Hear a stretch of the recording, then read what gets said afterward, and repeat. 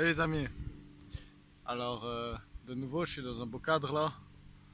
C'est là où je me sens le plus à l'aise en vrai pour faire des vidéos. Parce que je me dis comme ça je fais un peu profiter la nature, les beaux endroits. Alors je vais faire cette vidéo autour d'un point d'eau. Mais on entend la cascade au fond. On la voit pas malheureusement, il y a beaucoup de gens.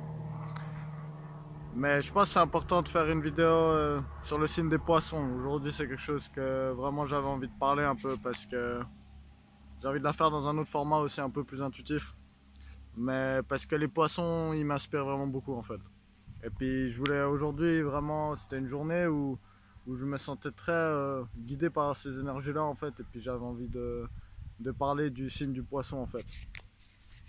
Le poisson, signe d'eau, régi par les émotions. L'océan, j'ai dit dans une autre vidéo. Le cancer c'est plus les eaux maternelles.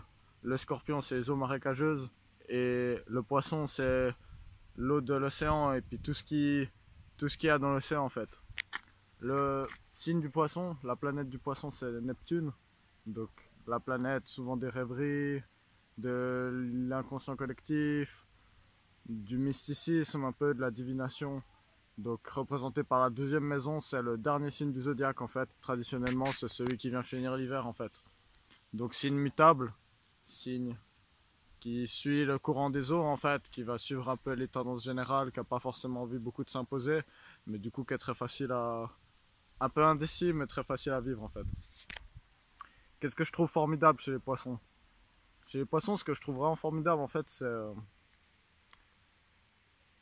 il y a vraiment ce côté d'accepter l'humanité en fait, et tout, donner une chance à tous les êtres humains en fait. Tous les êtres humains en fait, ils méritent une chance. Ils méritent justement de pouvoir être entendus en fait, de pouvoir être acceptés pour qui ils sont, de comprendre qu'on a tous des souffrances en nous en fait. Puis je pense que les poissons c'est des personnes vraiment formidables pour vraiment donner cet amour en fait et accepter les gens comme ils sont en fait. Et ça c'est leur plus grande qualité, c'est quelque chose qu'on peut beaucoup apprendre en fait des poissons je pense, de manière générale. Mais je pense que ça peut aussi être quelque chose qui peut leur causer beaucoup de tort et je pense que c'est un apprentissage important avec les énergies neptuniennes en fait, du poisson. C'est... Il faut comprendre que des fois, dans la vraie vie, on perd beaucoup d'énergie en fait à donner cet amour, cette attention et vraiment cet espoir en fait, on va la mettre dans les mauvaises personnes et des personnes qui sont pas prêtes à recevoir cet amour en fait. Et du coup, ça peut être vraiment un problème des poissons assez récurrent, c'est de, de continuer de donner en fait à des patterns de dépendance affective ou un peu des personnes toxiques justement, et puis leur donner beaucoup sans que ça puisse être reçu de la manière authentique et vraiment propre que donne le poisson en fait. Je pense que c'est un peu la différence avec le cancer et le scorpion. Cancer, il a les crabes, les pinces pour attaquer, il a la carapace pour se protéger, pour rentrer dedans et puis un peu se réfugier. Le scorpion, on n'en parle même pas, on sait tous de quoi ils sont capables les scorpions. Si on les pique trop, ils répliquent vraiment fort. Les poissons, ils peuvent un peu partir et puis c'est ce qu'ils doivent apprendre à faire je pense avec le temps. C'est justement aller dans le flow des choses, donner l'énergie vraiment formidable que les poissons peuvent offrir, mais apprendre justement à pas couler avec les autres personnes, parce qu'il y a des personnes, la seule chose, ça peut nous arriver à tous, hein, mais la seule chose qu'on veut c'est couler, s'attacher à une pierre et couler en fait.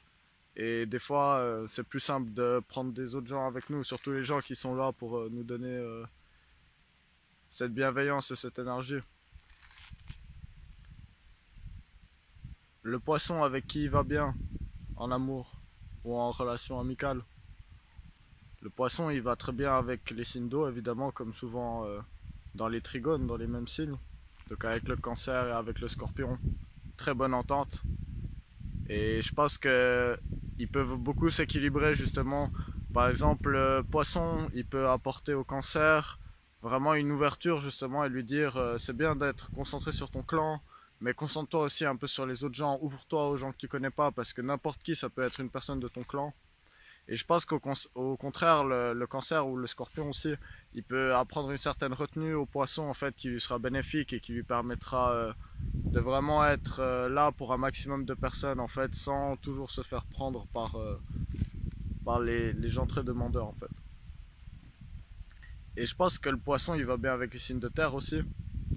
Donc je pense que poisson vierge, poisson taureau, c'est des très bons duos parce que poisson capricorne aussi.